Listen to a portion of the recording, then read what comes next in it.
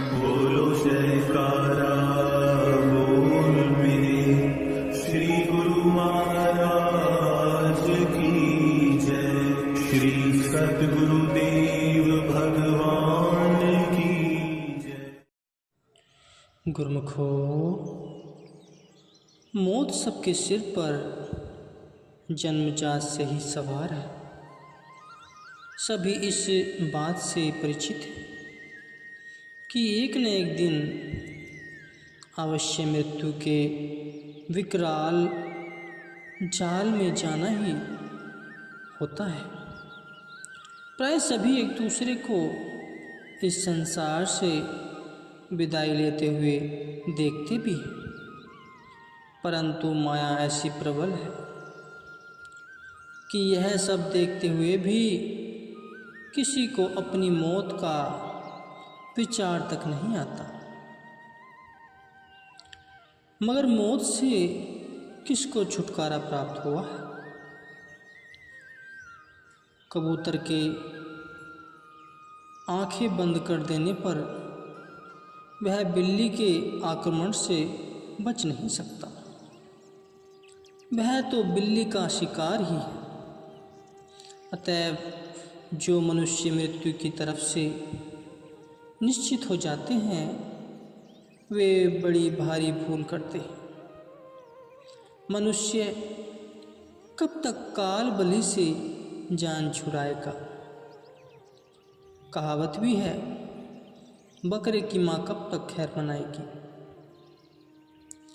अभिप्राय यह है कि मृत्यु सबके लिए अनिवार्य है, एक समान है, और मरने के बाद जनसाधारण का नाम तक मिट जाता है।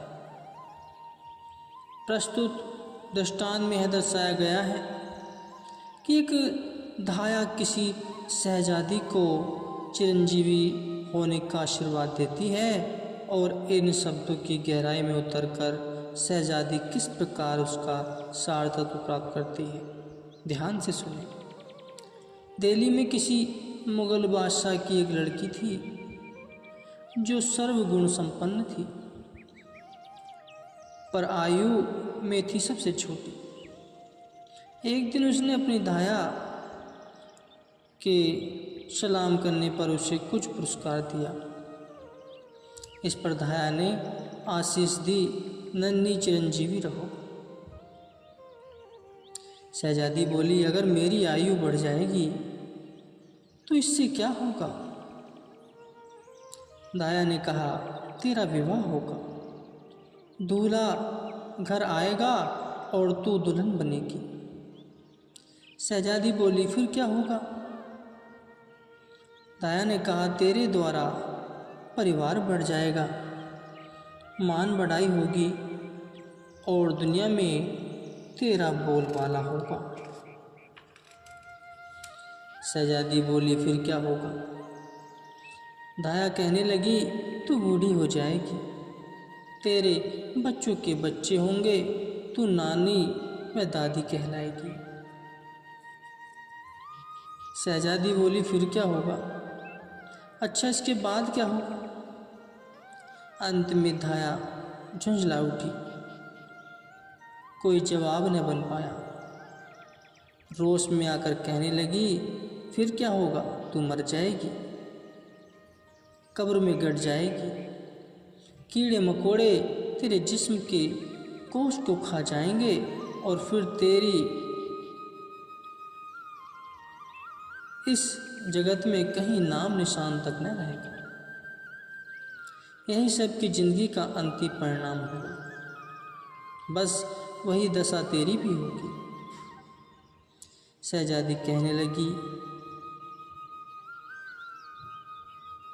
मेधावी समझदार तो थी ही, धाया से इतना सुनते ही ठहाका मार कर हंसते हुए कहने लगी, बस इसी के लिए तू मुझे दुआ देती है कि नन्ही चिरंजीवी रहो। ज्ञानवान व समझदार होने के नाते धाया की बातें शहजादी के अंतःस्थल में गहरी उतर गई। उसने सोचा जब यही दशा अंत में काया की होनी है तो फिर क्यों न व्यर्थ में अपने इस दुर्लभ शरीर को विषय विकारों में खोया जाए। क्यों न मालिक का सुमरन भजन करके इस क्षणिक जीवन में अपने वास्तविक उद्देश्य की सिद्धि को प्राप्त कर लिया जाए। ऐसा दृढ़ निश्चय करके वह एक सूफी फकीर, जिनका झोपड़ा महल के निकट ही था, के पास जाकर उनकी शिष्य बन गई तथा उनकी कृपा से नाम के सुमिरन से लगकर अपने जीवन के सच्चे लक्ष्य को प्राप्त कर गई। गुरुमुखो, इस संसार को संत सत्पुरुषों ने वृक्ष की छाया, पानी का बुलबुला और मुसाफिर खाने की न्याय बतलाया है। वृक्ष की छाया व पानी का बुलबुला स्थायी नहीं है। इस पर विश्वास करना मानव मात्र की भूल है। अथवा जो मनुष्य संसार को सराय न समझकर अपना निजी घर मान लेते हैं, संसार के समानों व रिश्तेदारों के मोह में अपना मन फंसा लेते हैं, वे ही जन संसार को छोड़ते हुए बहुत दुखी होते हैं। क्योंकि माया व माया के समान आज तक न किसी के बने हैं न बनेंगे, न किसी के साथ गए हैं न जाएंगे। हजारों बड़े राजा महाराजा सभी कुछ छोड़कर खाली हाथ यहाँ से चले गए। इसलिए इस दुनिया में आकर उस प्रभु के नाम व भजन में अपने मन को लगाना चाहिए। यही जीव की अपनी असली पूंजी है। शेष माया के पदार्थ तो केवल जीवन की गाड़ी चलाने के लिए प्रकृति की तरफ से सबको मिले हैं। जो मनुष्य इनमें से अपनी सुरती को अटका लेते हैं, वे गलती पर हैं। असली वस्तु जो जीव के साथ जानी है, वो है मालिक की भक्ति।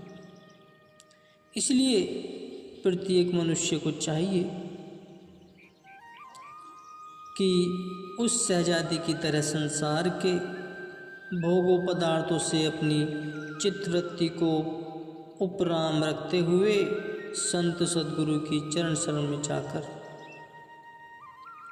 उनसे परमार्थ व भक्ति का मार्ग पूछकर उस पर सत्य वस्तु को प्राप्त करे, जिसके प्राप्त हो जाने पर इस मनुष्य का संसार में आना सफल हो जाता है। गुरु